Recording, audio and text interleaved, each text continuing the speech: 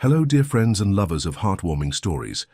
This is John from the Tales Experience channel.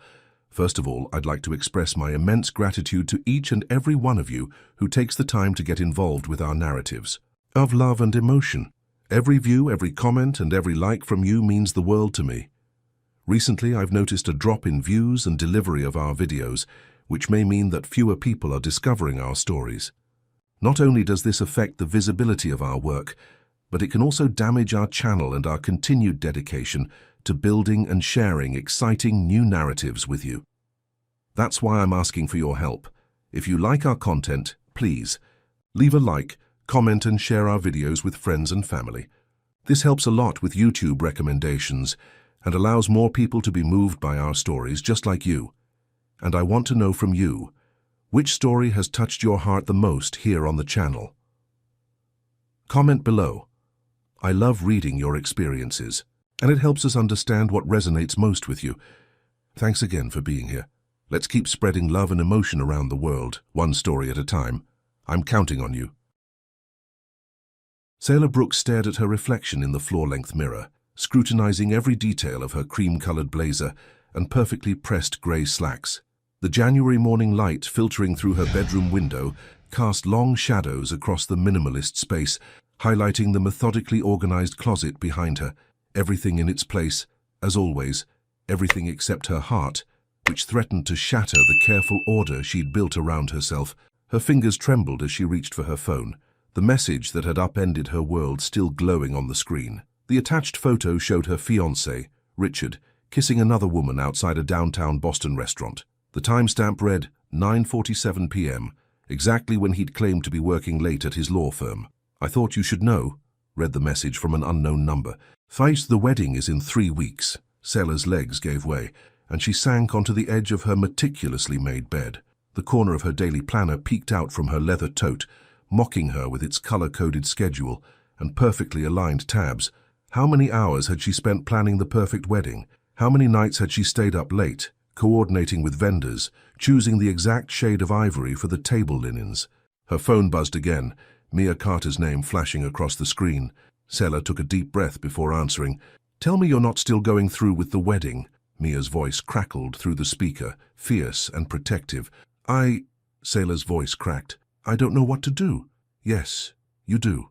Mia's tone softened. "You're just scared to do it." Sailor stood up, walking to her window. Below, Boston's financial district hummed with its usual morning energy. From her 23rd floor apartment, the people looked like tiny chess pieces, moving in predictable patterns, just like she had for all these years. "I've invested 7 years in this relationship, Mia. Everything is planned. The venue, the honeymoon, our future. And what about you?" Mia challenged. "When was the last time you planned something just for yourself? Something that wasn't about making everyone else happy?" The question hit Sailor like a physical blow. She turned back to her closet, eyes landing on the garment bag containing her wedding dress, ivory silk and lace. Traditional and elegant, exactly what Richard's mother had suggested would be appropriate for a winter wedding at the Boston Harbor Hotel. "I can't remember," Sailor whispered. "Then it's time." Mia's voice took on the tone that always preceded her wildest suggestions. "Remember that trip to Aspen we talked about last year, the one you said was too impulsive? Mia, check your email. I just sent you something." Sailor opened her laptop, clicking on the new message. A flight confirmation appeared on the screen. Boston to Aspen, departing that evening. "Are you crazy? I can't just leave. I have work responsibilities." "You have 3 weeks of pre-wedding leave scheduled anyway," Mia countered. "Use it. Go somewhere you've always wanted to go. Do something that scares you. Figure out who Sailor Brooks is when she's not trying to be perfect for everyone else." Outside, snow began to fall, soft flakes swirling against the gray Boston sky. Sailor thought of the pictures she'd saved on her phone, Aspen's majestic mountains, pristine slopes, and cozy lodges. A place she'd dreamed of visiting but had always found reasons not to. Her phone chimed with another message from Richard. "Working late again tonight. Don't wait up." Something inside Sailor snapped. 7 years of compromises, of carefully planned schedules, of being the responsible one. It all came crashing down like an avalanche. She opened her closet, pulling out her carry-on suitcase, sleek gray like everything else she owned. Her hands moved automatically, folding sweaters and pants with military precision. But this time, buried beneath her usual neutral palette, she slipped in the one item of clothing she'd never had the courage to wear, a deep blue cashmere sweater Mia had given her last Christmas. "Too bright," Richard had said when she'd shown it to him. "Not really your style, dear." "Mia." Sella's voice was steady now. "I'll take the flight." "Yes." Mia's celebration echoed through the phone. "Finally. Pack warm clothes and your sense of adventure.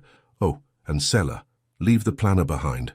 After hanging up, Sella moved through her apartment with purposeful efficiency. She emailed her resignation letter to the accounting firm, something she'd drafted months ago, but never had the courage to send. She called the wedding venue to cancel, her voice never wavering as she confirmed the loss of the deposit. Finally, she opened her safe and removed her passport, unused since a carefully planned business trip to London 3 years ago. The last task was the hardest. Sella stood in front of her vanity, slowly removing her engagement ring. The 3-carat diamond caught the light, throwing prisms across her wall. She placed it in an envelope along with a note containing just 3 words: "I know everything." As she sealed the envelope, her eyes caught sight of the small notebook she'd kept since college. Every decision, every pro and con list, every carefully weighted choice, all documented in her neat handwriting. She picked it up, feeling its familiar weight, then deliberately dropped it into the wastebasket. Hours later, as her flight lifted off from Logan International Airport, Sella watched Boston disappear beneath the clouds. Her perfectly organized life, her comfortable routine, her predetermined future, all of it vanished into the gathering dusk. In her lap, her phone displayed one last message from Mia. "The best stories start when we stop following the script. Call me when you land." Sella leaned back in her seat, closing her eyes as the plane banked west.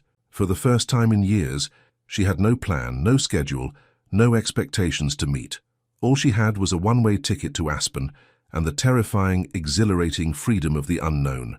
As the flight attendant offered her a drink, Sella ordered champagne instead of her usual club soda. The bubbles tickled her nose, and a small smile tugged at her lips. Somewhere between Boston and Aspen, Sella Brooks was about to discover who she really was and maybe, just maybe, what it meant to truly live. The Aspen air hit Sella's lungs like liquid crystal, sharp, clean, and startlingly real. Standing outside the airport, she watched her breath form delicate clouds in the pre-dawn darkness. The mountains loomed before her, massive shadows against a star-scattered sky that seemed impossibly close. Her practical side immediately noted the temperature, 17 degrees Fahrenheit, significantly colder than Boston. She pulled her charcoal wool coat tighter, grateful she'd at least packed sensibly. A handful of other passengers hurried past her toward waiting cars and shuttle buses, but Sella remained rooted in place, suddenly aware of the magnitude of what she'd done. No hotel reservation, no itinerary, no plan. Her phone buzzed with Mia's text.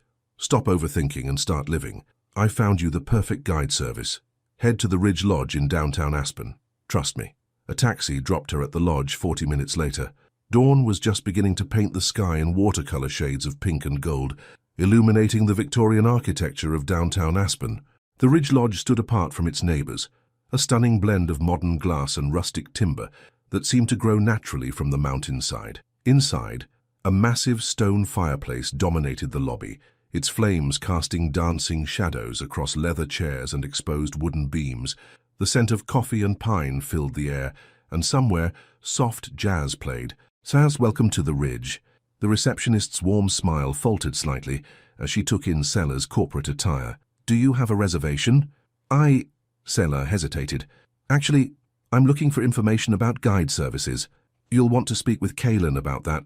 The receptionist's smile returned, warming considerably. "He usually comes in around—" "Usually is a dangerous word," a deep voice interrupted from behind Sella. "It implies predictability. And where's the adventure in that?" Sella turned, and her carefully ordered world tilted on its axis. He stood in the doorway, backlit by the rising sun, snow dusting his shoulders and beard. Unlike the polished finance executives she was used to, this man radiated an untamed energy that seemed to fill the space. His blue eyes caught hers, intense and curious, and Sella felt her pulse quicken. "Kalen Parrish," he said, crossing the lobby in long strides. His boots left small puddles of melting snow on the polished floor. "I hear you're looking for a guide." Up close, she caught the scent of his cologne, something woodsy and expensive that seemed at odds with his rugged appearance. His black thermal shirt stretched across broad shoulders, and his cargo pants bore the worn look of actual use rather than fashion. "Seller Brooks," she managed, extending her hand formally. "My friend Mia Carter recommended—" "Mia!" His laugh was unexpected and genuine. "The social media tornado who turned my quiet hiking tour into an Instagram story last summer. That would be her. Well, any friend of Mia's is bound to be interesting." He studied her for a moment, taking in her business attire and carefully styled hair. "Though you don't strike me as someone who usually takes hiking advice from Instagram influencers, I don't usually take any kind of advice," Sela admitted, surprising herself with her honesty. "But I'm trying something new." Something flickered in his eyes. Interest, perhaps, or recognition of a kindred spirit seeking change. He gestured toward the massive windows overlooking the mountains. "See that peak?" he asked. "Most tourists come here wanting to see the obvious attractions, the ski slopes, the restaurants, the shops, but the real Aspen, that's up there, in the places you can't find on a map or a social media feed." Sela followed his gaze. The mountain, he indicated, wasn't the highest or most dramatic, but something about its solitary stance against the morning sky called to her. "What's up there?" she asked. "That depends." He turned back to her, and the intensity of his gaze made her breath catch. "Are you asking what the tourists see, or what's really there?" "I'm tired of seeing things the way other people want me to see them," she said quietly. Kalen's expression shifted, something deeper than professional interest crossing his features. He pulled a business card from his pocket, not the glossy kind she was used to, but thick, textured paper with simple letterpress printing.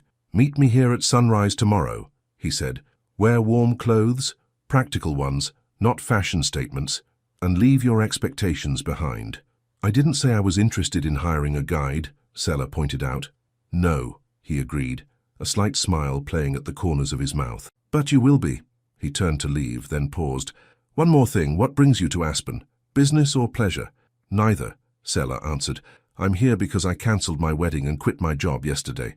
The words hung in the air between them, and Sela waited for the judgment, the awkward sympathy she'd come to expect from people when things didn't go according to plan. Instead, Kalen's smile broadened into something genuine and a little wild. "Oh, now that," he said, "sounds like the beginning of a real adventure."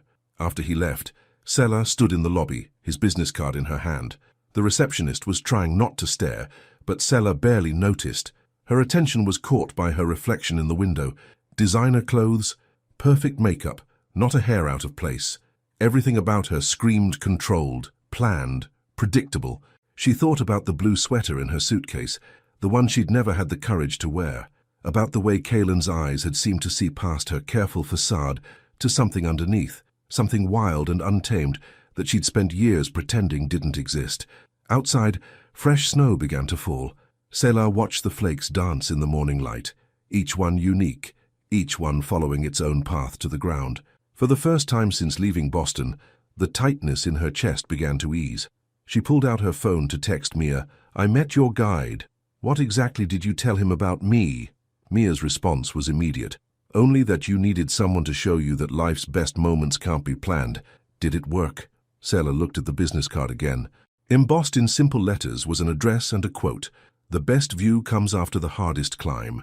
I have a sunrise appointment tomorrow," she typed back. "And Mia, I think I need to go shopping. These clothes aren't right for climbing mountains." "Finally," came Mia's reply. "I've been waiting years to hear you say something wasn't perfectly planned. Send pictures of everything you buy. And Sela, he's hot, isn't he? I knew he'd be perfect for you." Sela slipped the business card into her pocket, feeling its weight like a promise.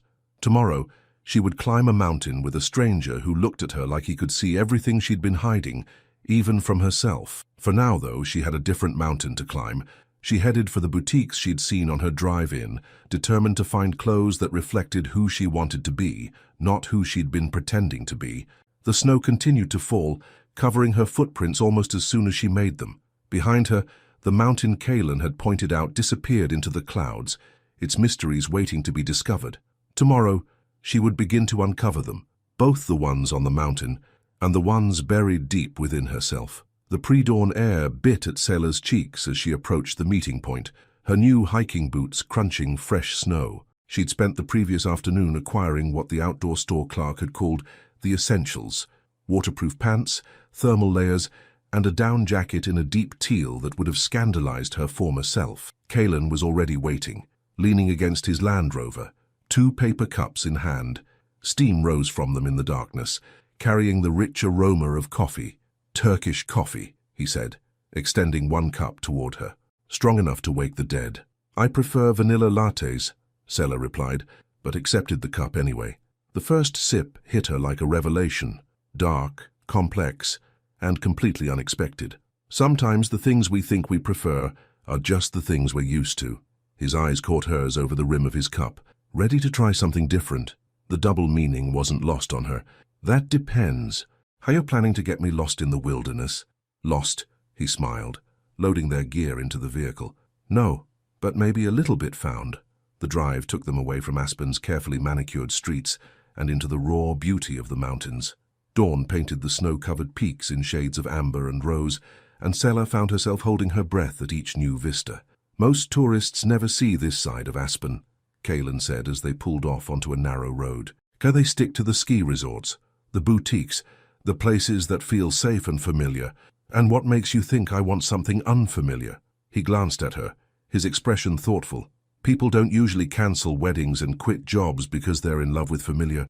The truth of his words settled in her chest like the Turkish coffee, strong, unsettling, and oddly warming. They parked at a seemingly random point where the road curved around a stand of aspen trees. Kalen shouldered his pack and handed Sela hers, adjusting the straps with careful hands that seemed to burn through her jacket wherever they touched. "The trail starts here," he said, pointing to what looked like nothing more than a gap between trees.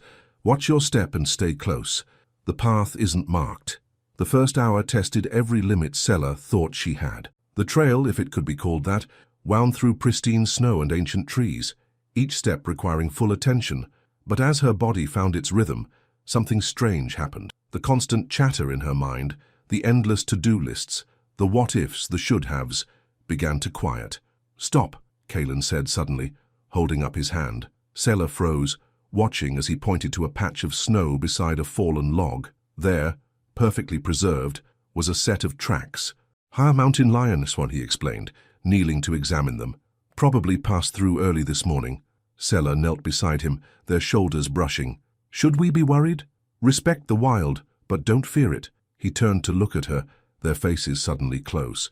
"Fear keeps us from experiencing the most extraordinary things in life." Something shifted in the air between them, a recognition, a possibility. For a moment, Sela forgot about the cold, the altitude, everything except the way his eyes seemed to see straight through her carefully constructed walls. The moment broke when a gust of wind sent snow cascading from a nearby branch. Kalen stood, offering his hand to help her up. His grip was warm and solid, anchoring her against the dizzying combination of altitude and attraction. They continued climbing, the trail becoming steeper. Sela's legs burned, and her lungs struggled with the thin air, but she refused to ask for a break. Something drove her forward. Pride, perhaps, or the desire to prove she was more than the perfectionist in designer clothes. "You don't have to prove anything," Kalen said, as if reading her thoughts. "The mountain doesn't care about your resume or your relationship status. Up here, the only thing that matters is being present in each step. Is that why you do this?" Sela asked between breaths. "To escape from everything." "Not to escape." He paused, waiting for her to catch up, to connect, with the mountain, with myself, with the truth that gets buried under all our careful plans and social expectations. They reached a clearing, and Kalen dropped his pack. "Look," he said softly. Sela turned and felt her heart stop. Below them, Aspen lay like a jewel in a bowl of mountains, morning light turning the snow to diamond dust. But it was the peak ahead that caught her breath, the same one Kalen had pointed out yesterday, now close enough to touch. "Ready for the real adventure?" He pulled something from his pack, climbing harnesses and ropes. "You can't be serious." Sela stared at the equipment, then at the rock face rising before them. "Trust me." His question hung in the air between them, weighted with more than just the immediate challenge. Sela looked at the harness, then back at the safe, warm town below. Everything in her past, every careful decision, every calculated risk, screamed to turn back. Instead, she reached for the harness. "Show me." Kalen's hands were sure and professional as he helped her into the equipment, but Sela couldn't ignore the electricity that sparked through her at each touch. He demonstrated the basic techniques, his voice steady and encouraging as she practiced the moves on a low section. The thing about climbing, as he explained as they started up, is that it's all about trust. Trusting your partner, trusting your equipment, but most importantly, trusting yourself. The next hour transformed Sela's world into a focused point of existence. The rock under her hands, the rope connecting her to Kalen, the steady rhythm of their ascent. Every movement required presence, every decision immediate and vital. There was no room for overthinking, no space for doubt. Near the top, they reached a narrow ledge. Kalen secured their ropes and pulled out a thermos of hot chocolate. Real chocolate, rich and dark, not the packaged kind she was used to. "Why did you really come to Aspen?" he asked, as they sat with their legs dangling over the void. Sela wrapped her hands around the warm cup, watching her breath mix with the steam. "I thought I knew who I was supposed to be. The perfect fiancé, the reliable accountant, the woman who never colored outside the lines. Then I found out my fiancé was cheating, and it was like waking up from a dream I hadn't even known I was having. And now," she turned to look at him, really look at him. The wind had reddened his cheeks, and snowflakes clung to his beard. He looked wild and solid and completely real, everything her former life had not been. "Now I'm sitting on a mountain ledge with a stranger, drinking the best hot chocolate I've ever tasted, and feeling more alive than I have in years." She laughed, the sound carrying across the valley. "And I have no idea what happens next." "That," Kalen said, his smile reaching his eyes, "is exactly where the best stories begin." They descended as the afternoon light began to fade, the climb down requiring as much focus as the way up. But something had shifted. Sela moved with more confidence, trusting her body, trusting the rock, trusting Kalen's steady presence on the other end of the rope. Back at the Land Rover, exhausted and exhilarated, Sela caught her reflection in the window. Her carefully styled hair had escaped its tie, her cheeks were windburned, and her new outdoor clothes were dusted with snow and chalk. She looked nothing like the woman who had left Boston 2 days ago. She looked free. "Same time tomorrow?" Kalen asked as he loaded their gear. Sela thought about her empty calendar, about all the blank pages waiting to be filled with unexpected adventures. "What's tomorrow's challenge?" "That depends." He turned to her, and the look in his eyes made her heart race faster than any climb. "How do you feel about frozen waterfalls?" In that moment, with the taste of dark chocolate still on her lips and the memory of his hands guiding her up the mountain, Sela realized she was falling, and not just metaphorically. The question was, would she fight it or embrace the free fall? "Tomorrow," she said, surprising herself with the certainty in her voice. "Show me everything." Steam rose from the outdoor hot springs, curling into the twilight like ghost dancers. Sela sat on a wooden bench near the water's edge, wrapped in her robe, watching Kalen set up the private area he'd reserved for what he called their recovery session. "Most people think adventure is all about the adrenaline," he said, lighting the last of the lanterns that surrounded the secluded pool. But sometimes the biggest revelations come in the quiet moments. After their morning expedition to a frozen waterfall, an ethereal experience that had left Sela speechless, her muscles ached in ways she'd never experienced. Yet beneath the physical fatigue lay something else, a growing sense of awakening that both thrilled and terrified her. "Is this part of your standard guide service?" she asked, trying to maintain professional distance even as her heart raced at the intimate setting. Kalen's laugh echoed off the surrounding rocks. "Nothing about the past few days has been standard." He met her eyes in the lantern light. "You're not exactly a typical client." The air between them crackled with unspoken tension. Sela clutched her robe tighter, suddenly aware of the swimsuit underneath, a simple black one-piece that yesterday she'd thought elegant, but now felt like another armor of propriety. "Tell me something real," Kalen said, settling onto the bench beside her. "Something you've never told anyone else." Sela watched the steam rise, gathering her thoughts. "I used to dream about being a dancer," she finally said. "Not ballet or anything formal, just free movement. But my parents said it wasn't a practical career choice. And now I'm 32 and I can't remember the last time I danced." Kalen stood, offering his hand. "The hot springs await, and there's no one here to judge your dancing, practical or otherwise." Sela hesitated only a moment before taking his hand. The night air bit at her skin as she shed her robe, but Kalen's sharp intake of breath had nothing to do with the cold. His eyes traced her figure with unmistakable appreciation, though he maintained a respectful distance. The water enveloped her like liquid silk, hot enough to make her gasp. Kaelin slipped in beside her, and in the dim light, she couldn't help but notice the way water beaded on his shoulders, how his muscles moved as he settled against the natural stone edge. "Why did you become a guide?" she asked, partly to distract herself from their proximity. "So I was engaged once," he said, surprising her with his candor.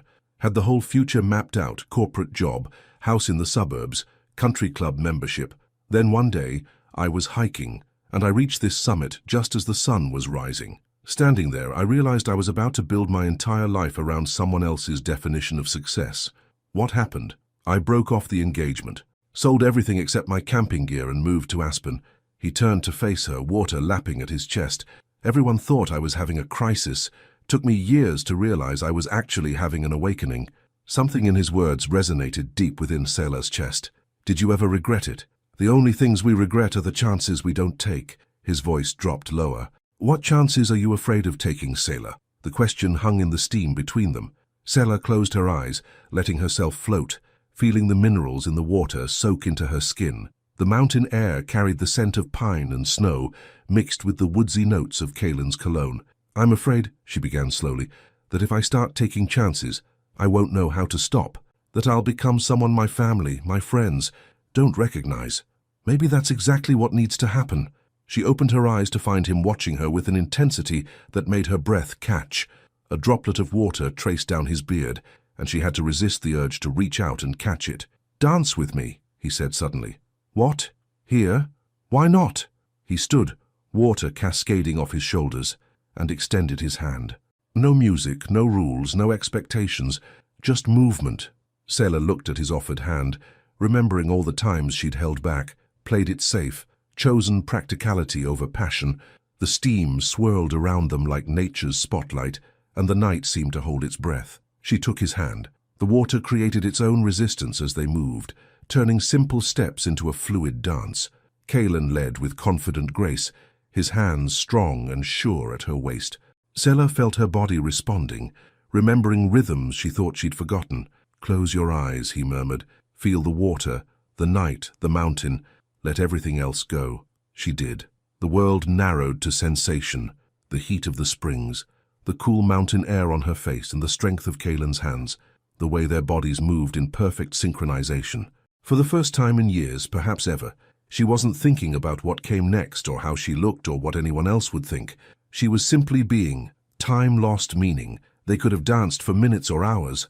When Selah finally opened her eyes, she found Kaelin's face inches from hers, his expression a mix of wonder and desire that must have mirrored her own.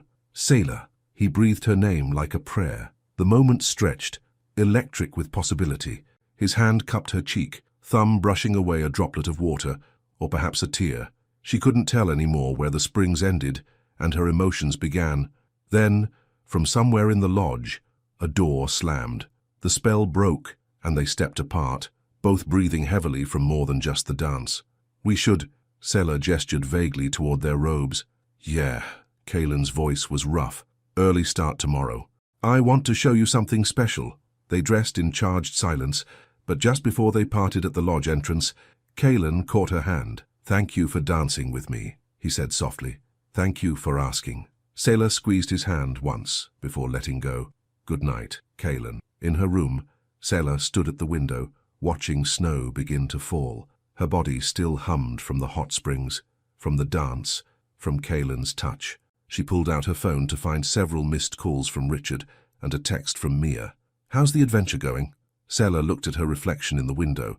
Her hair was damp and wild, her cheeks flushed, her eyes bright with something that looked remarkably like joy. She typed back a simple response, "I'm learning to dance again." She turned off her phone before Mia could reply, not ready to analyze or explain what had happened in the hot springs.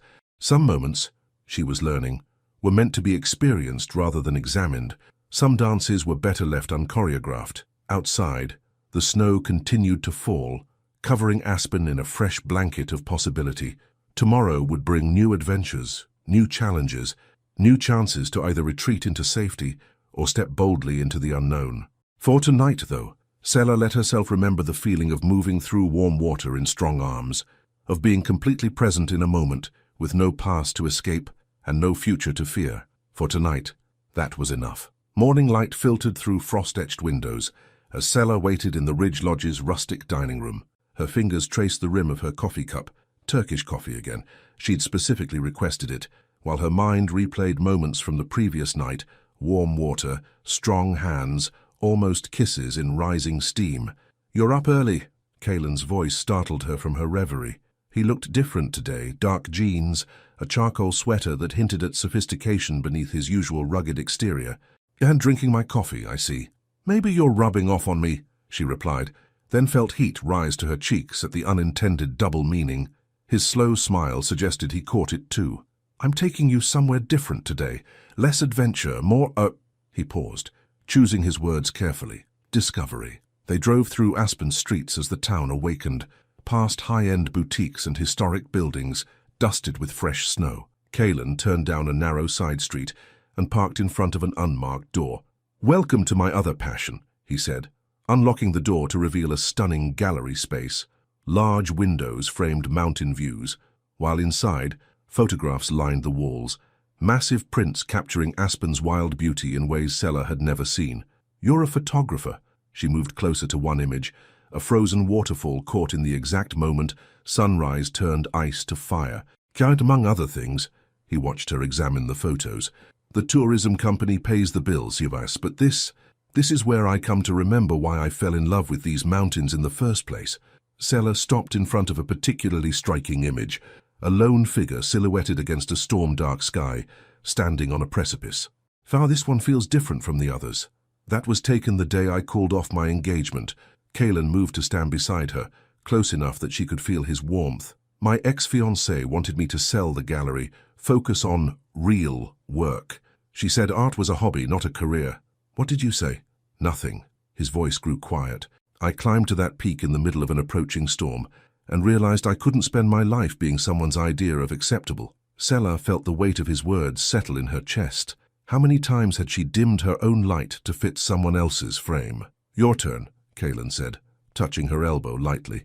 "Tell me something real." She thought about the blue sweater she now wore without hesitation, about dancing in hot springs, about Turkish coffee and morning light. "I used to write poetry," she admitted, "late at night, when no one was watching.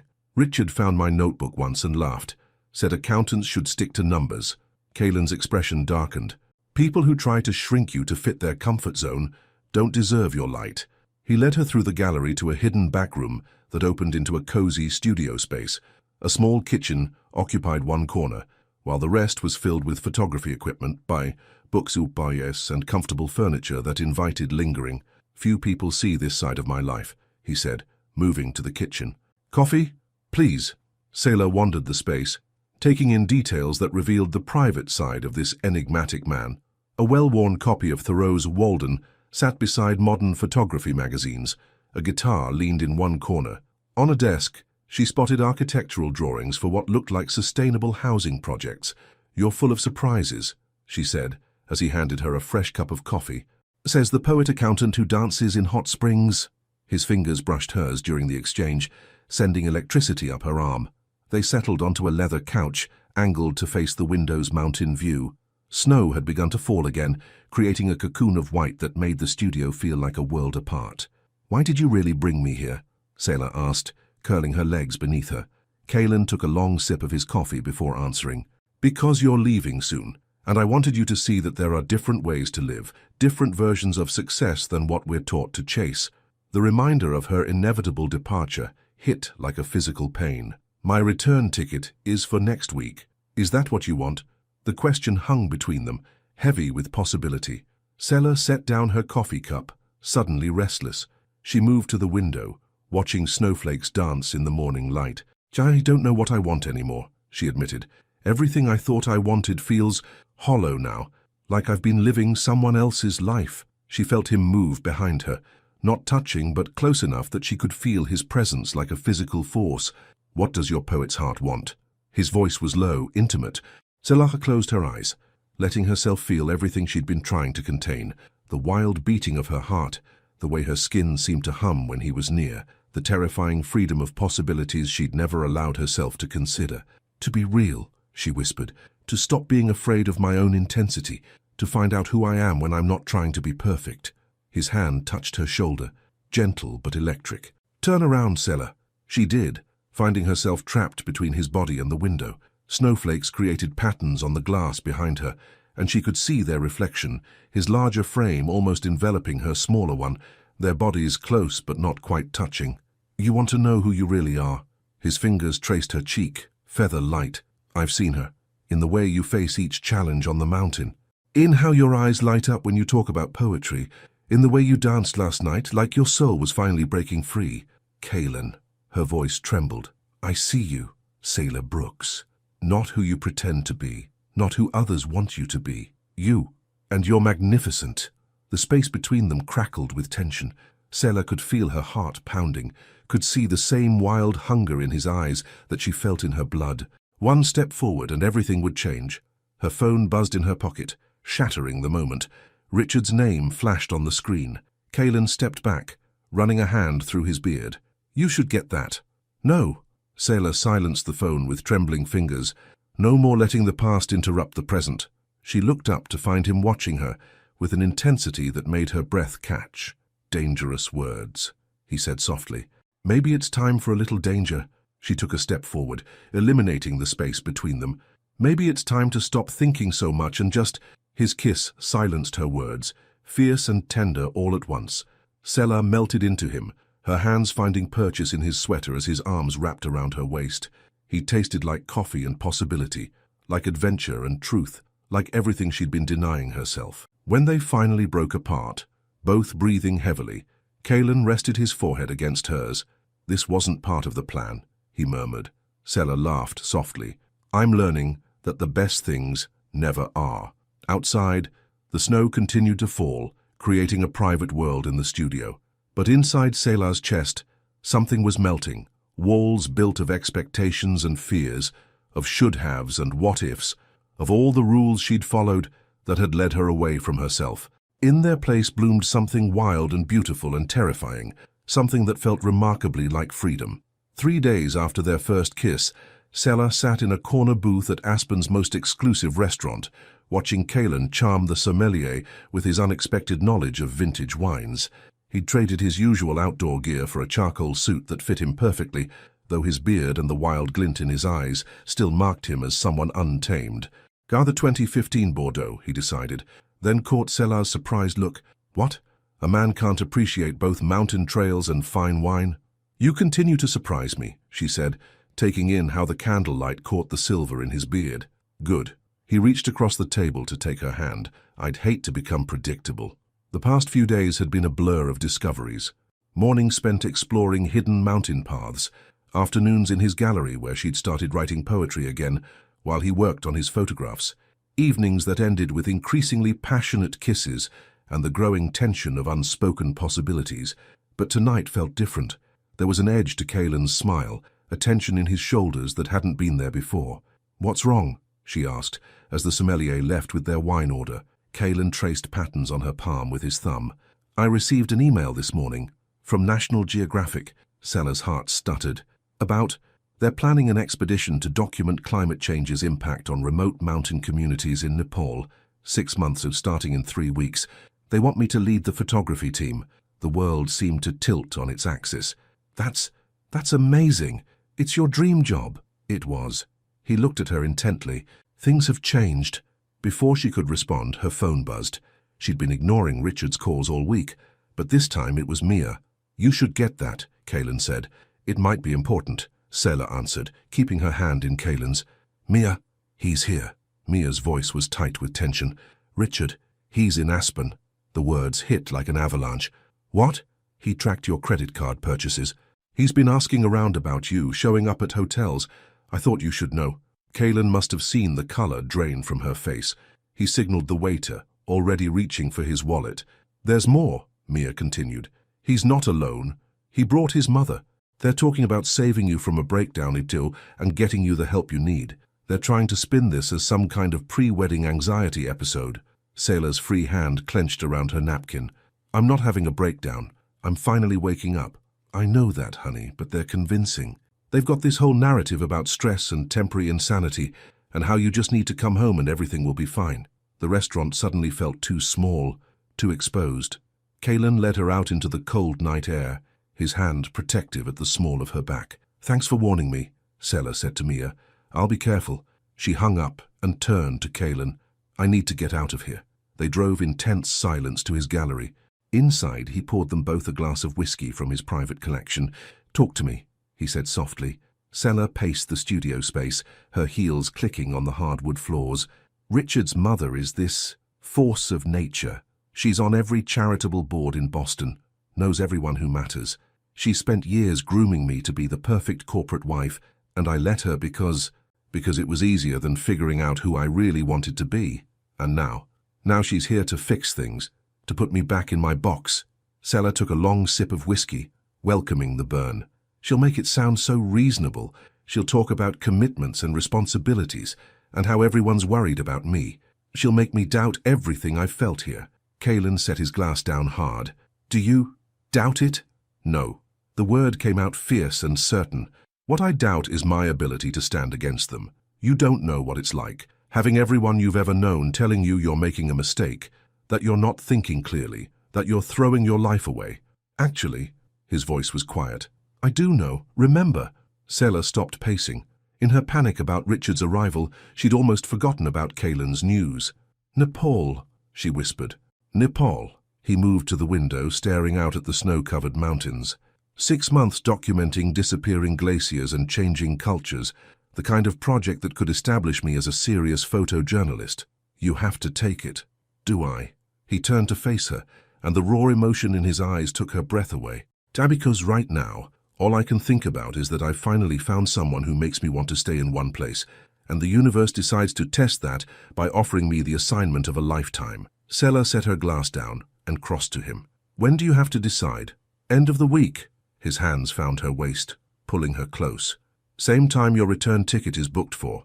They stood in silence, the weight of decisions and consequences heavy between them. Outside, clouds gathered over the mountains, a storm approaching. "I should go back to my hotel," Sela finally said, "figure out how to handle Richard and his mother." "Stay." The word was both command and plea. "We can face the storm together, Kaylin." She touched his face, feeling the contrast between soft beard and hard jaw. "If I stay tonight, it changes everything. Everything's already changed." He kissed her palm. "The question is, are we brave enough to admit it?" Before she could answer, both their phones chimed, a weather alert warning of a major storm system moving in. In the distance, thunder rolled across the mountains. "Looks like the universe is forcing our hand," Kaylin said. "Roads will be dangerous soon, stay or go, Sela, but decide now." She looked at her phone, 3 missed calls from Richard already. Then at the approaching storm, at the safe option of returning to her hotel versus the unknown of staying. Finally, she looked at Kaylin. He watched her with those intense blue eyes, offering everything and demanding nothing. In his gallery, surrounded by images of wild beauty and untamed places, she felt the last of her hesitation crumble. She reached for him, just as the first lightning bolt split the sky. Some storms, she was learning, weren't meant to be sheltered from. Some storms were meant to break you open, to clear away the old, and make space for what was waiting to bloom. Thunder shook the windows as their lips met, and Sela gave herself over to the wild heart she'd kept caged for so long. Tomorrow would bring challenges. Richard's manipulation, his mother's pressure, Kaylin's decision about Nepal. But tonight was for thunder and lightning, for passion and truth, for discovering what happened when 2 untamed hearts finally found each other in the storm. Dawn painted Aspen's snow-covered peaks in shades of gold when Sela woke in Kaylin's bed. His arm was draped protectively around her waist, his breathing steady against her neck. Through the floor-to-ceiling windows of his loft above the gallery, she watched the storm clouds from the night before retreat, leaving behind a world transformed by fresh snow. Everything felt different in the morning light, sharper, more real. Her body bore sweet aches from their lovemaking, and her heart felt simultaneously fuller and more vulnerable than ever before. "Stop thinking so loud," Kaylin murmured, pulling her closer. "Just be here." She turned in his arms, studying his face. He looked younger in sleep. The usual intensity of his expression softened. Her fingers traced his beard, remembering how it had felt against her skin the night before. "I don't regret it," she said softly. "Any of it." His eyes opened, piercing blue against the morning light. But the world is still out there. Richard, his mother, Nepal. She pressed her forehead to his chest, breathing in his scent. Reality doesn't pause just because we want it to. Maybe this is reality. His hand traced patterns on her bare back. Maybe everything else is the illusion. A pounding on the gallery's front door shattered their moment. Sela froze, recognizing the sharp, authoritative rhythm. "Margaret," she whispered. Richard's mother had a way of announcing her presence that was unmistakable. Kaelin was already moving, pulling on jeans and a sweater. "Stay here. I'll handle it." "No." Sela got up, gathering her scattered clothes. "This is my battle." They dressed quickly, the intimate mood of moments ago replaced by battle-ready tension. Sela borrowed one of Kaelin's flannel shirts, rolling up the sleeves and belting it over her dress from the night before. The fabric carried his scent, Abbas giving her courage. The pounding continued as they descended the stairs to the gallery. Through the glass door, Sela could see Margaret Blackwood in all her Boston society glory, perfectly coiffed silver hair, Chanel suit, expression of steel. "Ready?" Kaelin asked, his hand warm on her lower back. Sela took a deep breath and nodded. The moment Kaelin opened the door, Margaret swept in, bringing with her a blast of cold air and disapproval. "Really? Sela?" Her voice could have frozen the already cold morning. "Playing mountain girl with a—" Her eyes raked over Kaelin with calculated disdain. "Tour guide? Gallery owner and National Geographic photographer, actually," Kaelin said mildly. "Can I offer you some coffee? Turkish, perhaps?" Margaret ignored him, focusing on Sela. "You've had your little adventure. Time to come home. The wedding planner is holding your date, and we can smooth this over with the right story. A brief stress-induced episode, completely understandable given the pressure you've been under." "The pressure you put me under, you mean?" Sela's voice came out stronger than she expected. "The constant molding, the subtle criticism, the way you and Richard decided every detail of my life without ever asking what I wanted. We decided what was best for you." Margaret's tone softened to the one she used at charity galas. "Darling, look at yourself. Living above a gallery with a man who climbs mountains for a living. This isn't you." "Actually," Sela moved to stand beside Kaelin, drawing strength from his presence. "This is exactly who I am. Who I've always been, underneath all the layers of perfect corporate wife you tried to create." The gallery door opened again, admitting Richard. He looked exactly as Sela remembered, handsome in his tailored suit, every hair in place. Once, that polished exterior had seemed attractive. Now it just looked artificial. "Darling," he stepped forward, arms open. "Let's go home. We can forget this whole episode." "Forget?" Sela laughed, the sound sharp with disbelief. "Like I'm supposed to forget finding you with another woman? Or should I forget all the times you dismissed my dreams, my interests, everything that didn't fit your plan?" "I made a mistake." Richard's voice took on the tone he used to win over difficult clients. "But we can move past it. We have a life built together. Plans, a future." "No." Sela's hand found Kaelin's, fingers intertwining. "You have plans. I have awakening." Margaret's eyes narrowed at their joined hands. "And what kind of future do you imagine with him? Living in this wilderness, watching him chase adventures while you write poetry?" The words were meant to wound, to highlight the impracticality of her choices. Instead, they painted a picture that made Sela's heart race with possibility. "Yes," she said simply, "maybe I will write poetry, or dance, or climb mountains, or all of it. The point is, for the first time in my life, I get to choose." "Choose!" Richard stepped closer, his cologne, once familiar, now cloying, filling the air. "Choose to throw away everything we built. Every connection, every advantage. You mean every cage?" Kaelin's voice was quiet but carried an edge of steel. "Every compromise that pushed her further from herself." "This doesn't concern you," Richard snapped. "Actually, it does." Kaelin's free hand curved protectively around Sela's waist. "Because I see who she really is. Not who you tried to make her be, but who she is when she's free. And she's extraordinary." Margaret made a sound of exasperation. "Sela, he'll leave. Men like him always do. He has Nepal waiting, doesn't he? Another adventure, another mountain to climb. And where will you be then?" The words hit their mark. Sela felt Kaelin tense beside her, the Nepal decision hanging between them like a storm cloud. But something had changed in her, fundamentally and irrevocably. She turned to face Margaret and Richard, standing tall in her borrowed flannel shirt and yesterday's dress. So maybe he will go to Nepal. Maybe I'll go with him. Or maybe I'll stay here and build my own life. The point is, I'm not afraid anymore. Not of being alone. Not of making mistakes. Not of living a life that doesn't fit your definition of success. She stepped forward, dropping Kaylin's hand to face her past head-on. I release you both, from the wedding, from the plans, from any obligation to explain or fix or understand me. I release myself from trying to be who you want me to be. You'll regret this, Margaret warned. When the excitement fades, when reality sets in. No, Sailor's voice was firm. The only thing I regret is how long it took me to realize that the life you planned for me was slowly killing everything real inside me. Richard moved as if to speak again, but Margaret laid a manicured hand on his arm. She studied Sailor with cold eyes, seeing perhaps for the first time the woman who had emerged from the chrysalis of their expectations. Come, Richard, she said finally. We've done all we can here. They left as they had arrived, bringing winter with them. But this time, Sailor felt only relief as the door closed behind them. She turned to find Kaylin watching her with an expression that made her heart stop. Pride and pain and possibility all mixed together. Nepal, she said softly. Nepal. He reached for her, tucking a strand of hair behind her ear. We should talk about it. Yes. She leaned into his touch. But first, can we just... He understood, gathering her into his arms as the morning sun filled the gallery with light. They stood there holding each other, both aware that they stood at a crossroads. Ahead lay decisions that would shape their futures, separately or together.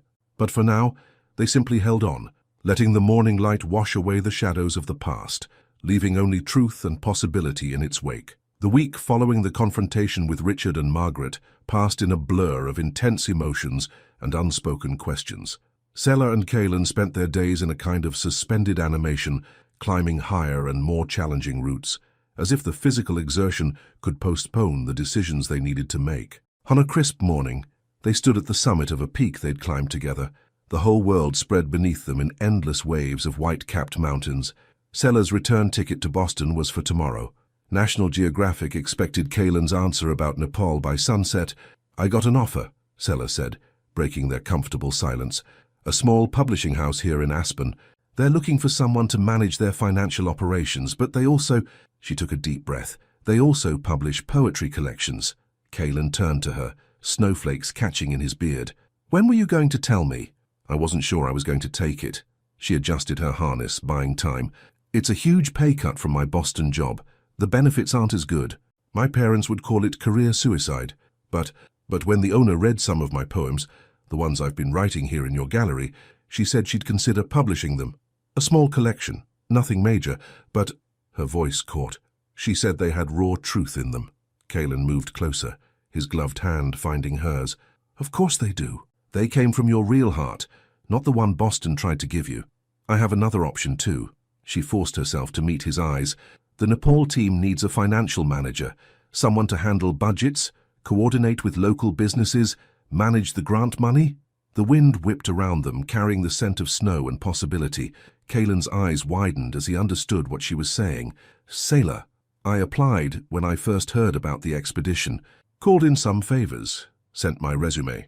They offered me the position this morning. She squeezed his hand. 6 months in Nepal, working parallel to but separate from the photography team. No strings attached to your decision. He pulled her close, their bulky winter gear making the embrace awkward but no less intense. You never cease to amaze me. I'm not telling you this to influence your choice, she said against his chest. You need to decide about Nepal based on what's right for you, just like I need to decide about the publishing house based on what's right for me. And us. His voice was rough with emotion. Where do we fit in these decisions? Sailor pulled back enough to see his face. I think that's the third choice we each have to make, separately. Because if we try to make all these decisions tangled together, we risk choosing from fear rather than truth. Understanding dawned in his eyes. You want us to separate our decisions, Nepal, Aspen, us, all as different choices. Yes, she touched his face, memorizing the feel of his beard under her gloved fingers. By sunset today, we each make 3 choices, independently. Then we meet at the gallery and share them. And if they don't align, then we'll know we chose from truth, not fear of losing each other. Her voice trembled slightly. Because I refuse to be someone's compromise again, even yours. Kaelin was quiet for a long moment, looking out over the mountain range they'd explored together. Finally, he nodded. Okay. 3 choices, made independently. Meet at the gallery at sunset. They descended in companionable silence, each lost in thought. At the base of the mountain, they parted with a lingering kiss that held both promise and possibility of goodbye. Sela spent the afternoon walking through Aspen's streets, letting memories of the past weeks wash over her. She visited the boutique where she'd first bought outdoor clothes, smiling at how foreign they'd felt then. She passed the restaurant where she and Kaelin had shared their first dinner, remembering how his eyes had lit up when she ordered Turkish coffee for dessert. At the small publishing house, she stood outside studying her reflection in the window. She wore one of her old Boston blazers over hiking pants and boots, a visual representation of the crossroads she stood at. Her phone buzzed with a text from Mia. Whatever you choose, choose you first. The rest will follow. The afternoon light was fading when Sela found herself at the hot springs where she and Kaelin had danced. Steam rose from the water into the cold air, and she remembered how it felt to move without fear, to be completely present in a moment. By the time she walked to the gallery, stars were beginning to appear in the darkening sky. Her 3 decisions sat like stones in her heart, heavy with consequence, but clear in their truth. Kaelin was already there, standing in front of the photograph that had started it all, him on the mountaintop the day he'd chosen freedom over conformity. He turned as she entered, and she saw in his eyes the same mix of certainty and vulnerability she felt in her own heart. "Ready?" he asked softly. Sela nodded, moving to stand beside him. They faced the photograph together, shoulders barely touching. 3 choices, she said. "You first?" Kaelin took a deep breath. "First choice, I'm accepting the Nepal assignment." Sela felt the words like a physical impact, but kept her face neutral. "Second choice, I'm keeping the gallery, hiring a manager to run it while I'm gone, but this stays my home base. No more running from place to place." He turned to face her. "Third choice."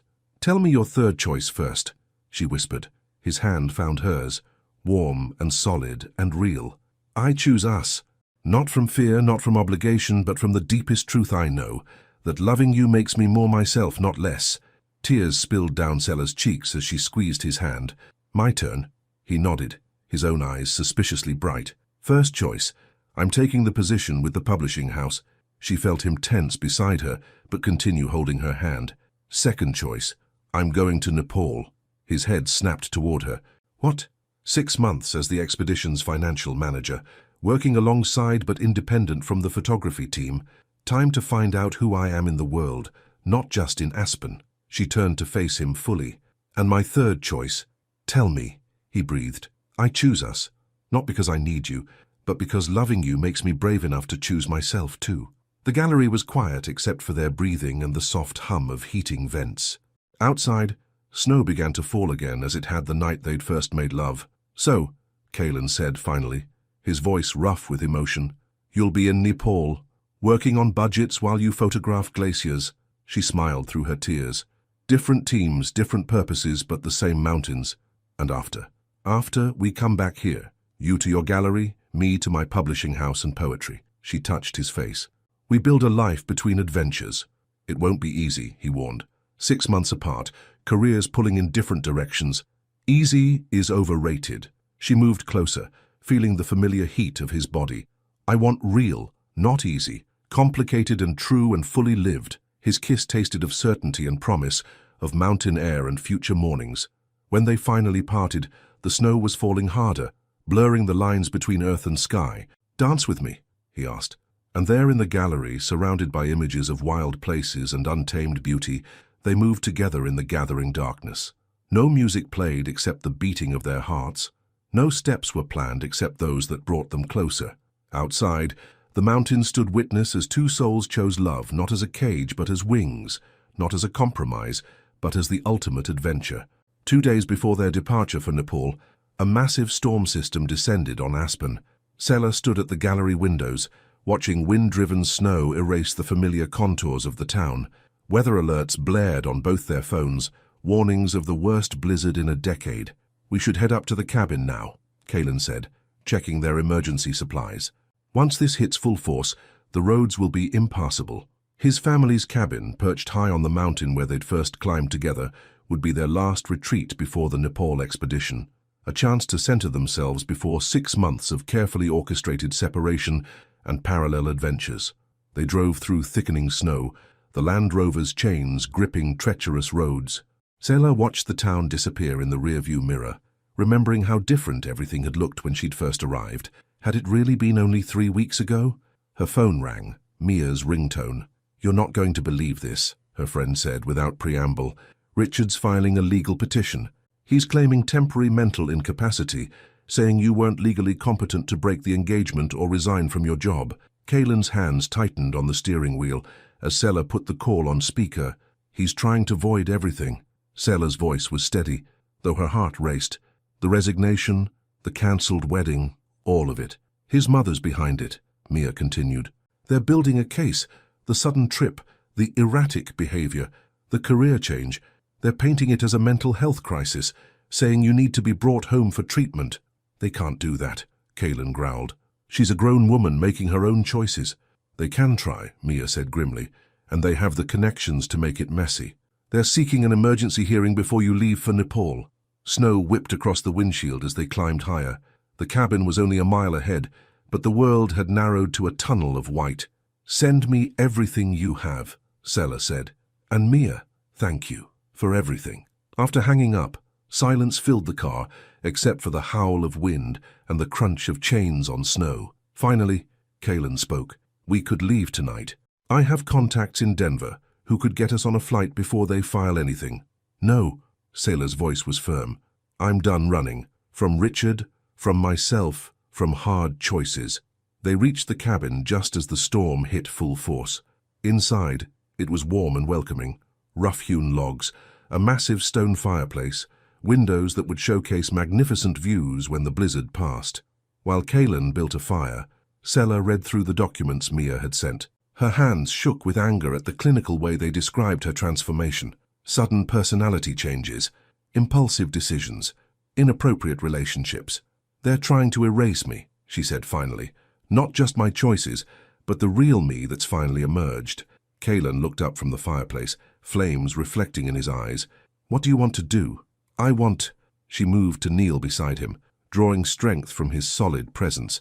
"I want to fight, not just for Nepal or us, but for every person who's ever been told their truth is somehow wrong." He pulled her close, and she breathed in his familiar scent, wood smoke now mixed with his signature cologne. Outside, the storm raged, but here in his arms, she found clarity. "Then we fight." His voice rumbled against her cheek. "But first, we need to document everything, build our own case." They spent hours working. Selah wrote a detailed account of Richard's infidelity, her growing awareness of the emotional manipulation, the careful way his mother had isolated her from her own interests and desires. Kaylin compiled a timeline showing the rational, planned steps she'd taken, the job applications, the financial arrangements, the professional opportunities she'd pursued. As midnight approached, the storm reached its peak. Wind battered the cabin, and the power flickered ominously. "There's something else we need to do," Selah said, watching snow dance in the firelight. "Something to prove this isn't a breakdown or an escape." She pulled out her phone and opened the video function. "I want to record my story, all of it. Not for Richard or the courts one, but for anyone who's ever felt trapped by other people's expectations." Kaylin adjusted the lighting, setting up his professional camera alongside her phone. For the next hour, Selah spoke directly to the lens. She described the slow erosion of self that came from trying to fit someone else's mold, the awakening that came with breaking free, and the courage required to choose an authentic life. "This isn't a breakdown," she concluded, her voice strong and clear. "This is a breakthrough, and if Richard or his mother or anyone else wants to call it crazy, then maybe we need to redefine sanity, because I refuse to believe that being true to yourself is a mental health crisis." As she finished, the power finally gave out. The cabin plunged into darkness, except for the fire's glow. In that primal light, Kaylin gathered her into his arms.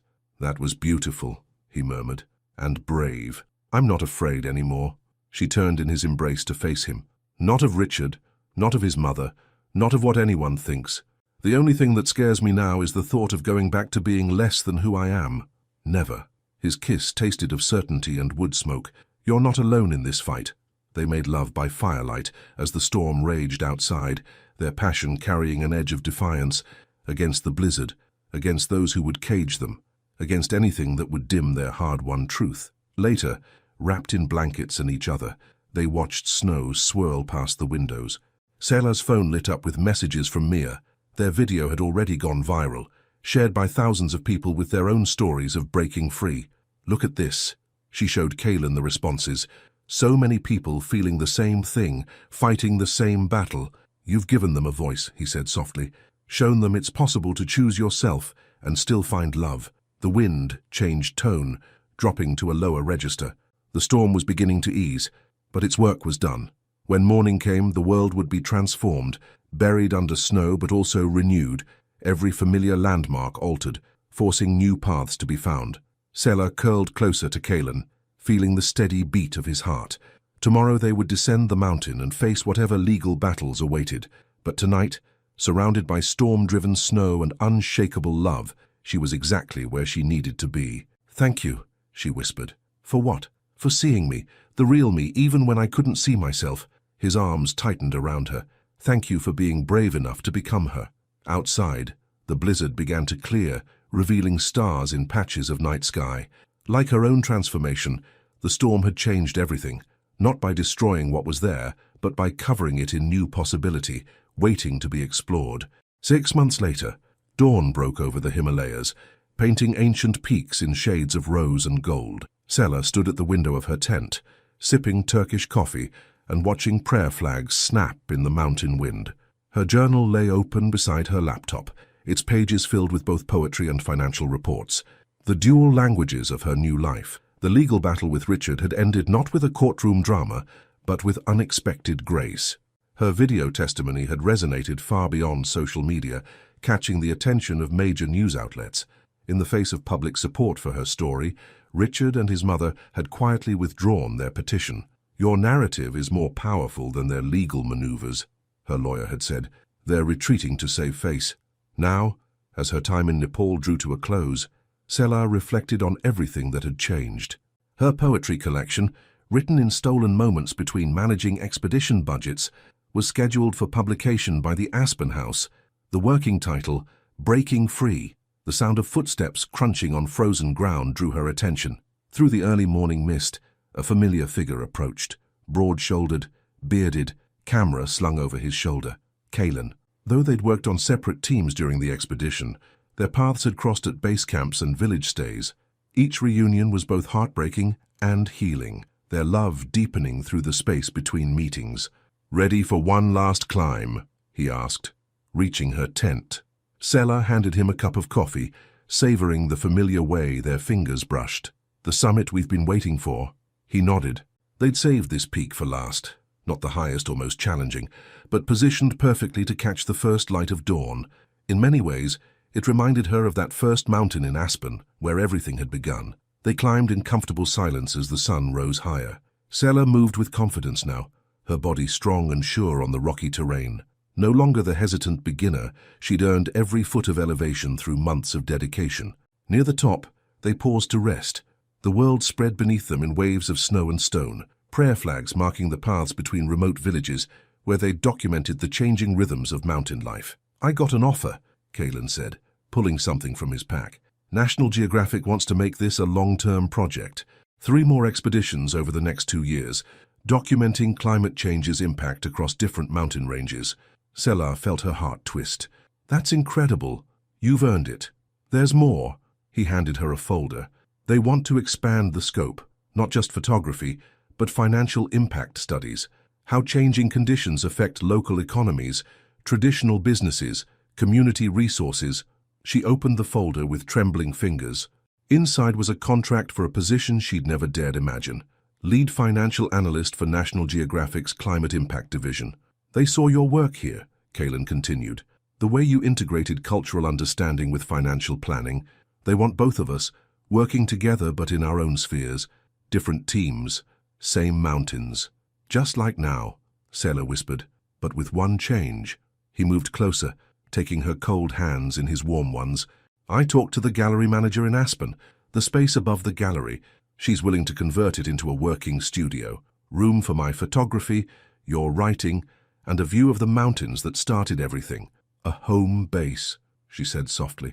Between adventures. Between adventures, he agreed. Because I've learned something these past 6 months.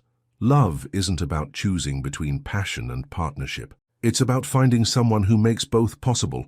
They reached the summit just as the sun cleared the eastern peaks. Sela stood at the edge, feeling the wind whip through her hair.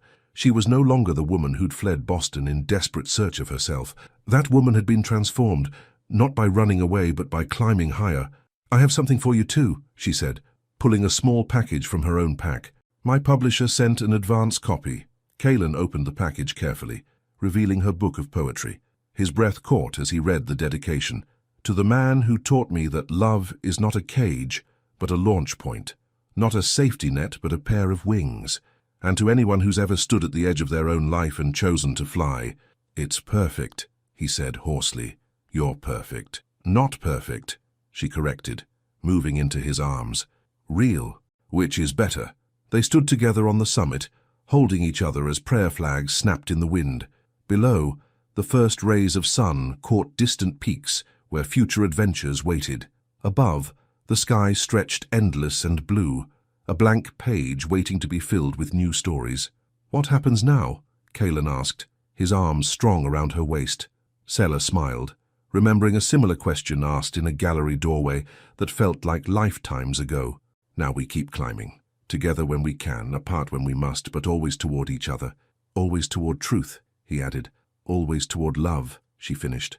Their kiss tasted of Turkish coffee and mountain air, of endings and beginnings, of passion and purpose aligned at last. When they finally parted, the sun had fully risen, illuminating all the paths before them, some diverging, some converging, all leading upward. Later that night, in the warmth of their base camp tent, Sela added a final entry to her journal. "Some say love is a destination, a safe harbor after life's storms. But I've learned it's more like climbing mountains, a continuous journey of challenge and discovery, of pushing limits and finding strength you never knew you had. The summit is not the end, but a viewpoint, showing you all the peaks yet to come. And if you're lucky, truly lucky, you find someone who climbs beside you, not to hold you back or push you forward, but to share in the journey, to believe in your steps even when the path disappears into clouds, to remind you that the greatest adventures are those we choose with open eyes and brave hearts. This is not a story of escape, but of return, to myself, to love, to the truth that we are all meant to live in full color, even when the world prefers its heroes in shades of gray. Tomorrow we descend, but only to prepare for the next ascent. Because that's what love is, not the end of adventure, but the beginning of the greatest expedition of all." She closed the journal and turned to find Kaelan watching her with those intense blue eyes that had first seen through her careful facades. "Ready for the next chapter?" he asked. Sela thought of their home waiting in Aspen, of future mountains to climb, of poetry yet to write and moments yet to capture. She thought of all the choices that had led her here, and all the choices still to come.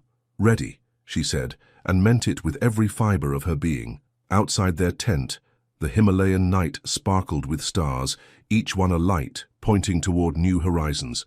The wind carried the sound of prayer flags and distant bells, a symphony of adventure and possibility. Their love story had not ended with a simple, happily ever after. Instead, it had opened the door to 1,000 happy beginnings, each one a chance to choose each other, to choose themselves, to choose the wild and wonderful truth of living fully alive. And really, that was the greatest love story of all. 1 year later, snow fell softly outside the gallery windows as Sela put the finishing touches on her second poetry collection. The space above the gallery had evolved into their shared sanctuary, one wall lined with Kaelan's photographs from their expeditions, another with floor-to-ceiling bookshelves holding travel guides, financial reports, and poetry books. Their climbing gear hung neatly beside professional camera equipment, a visual testament to their intertwined lives. The door chimed below, and familiar footsteps climbed the stairs. Kaelan appeared, snowflakes melting in his beard, carrying 2 cups of coffee, Turkish for him, vanilla latte for her. "The beginners group is all set for tomorrow," he said, setting her coffee beside her laptop. "First-time climbers, just like you were." Sela smiled, remembering her own first climb. Are you taking them to our mountain? Of course. He leaned down to kiss her.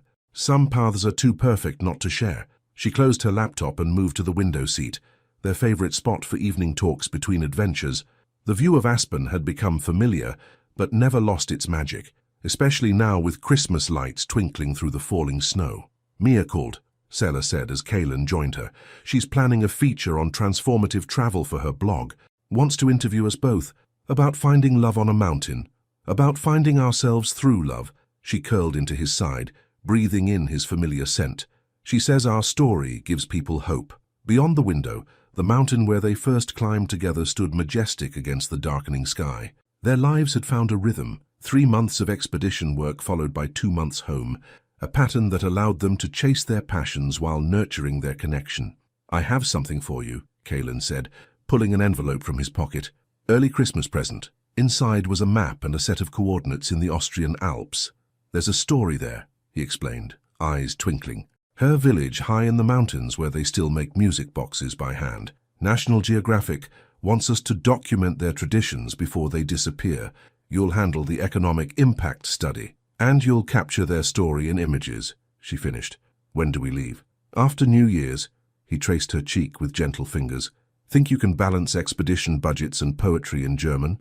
With you, she turned to kiss his palm. I can balance anything. As if on cue, both their phones chimed, a weather alert warning of another approaching storm, but neither moved to check it. They had learned to welcome storms, knowing that each one brought its own kind of beauty. Do you ever miss it? Kaylin asked softly. The certainty of your old life. Sela thought about her published poetry collections, about the lives they'd documented across the world's mountains, about the strength she'd found in choosing her own path. No, she said simply. Certainty is overrated. I prefer possibility. Outside, the snow fell harder, wrapping their mountain town in white silence. But inside their shared space, wrapped in love and purpose and the warmth of Turkish coffee, Sela and Kaylin held each other, planning their next adventure. Some say you can't find yourself in another person, but sometimes, in loving someone who sees your truth, you find the courage to become who you were always meant to be. And that, perhaps, is the greatest adventure of all. The end. Based on Sela and Kaylin's powerful journey, here's a reflective question. If you were in Sela's shoes, given the chance to choose between a safe and predictable life or embark on a journey of self-discovery full of uncertainty and adventure, which path would you choose? At what point in your life have you found yourself having to choose between security and freedom? How has that decision changed who you are today? Your participation in the channel is very important. Please leave your opinion in the comments. Thank you so much for watching until the end. If you enjoyed this story, don't forget to subscribe to the channel, leave a like, and comment your thoughts. Your participation is very important to us. See you next time.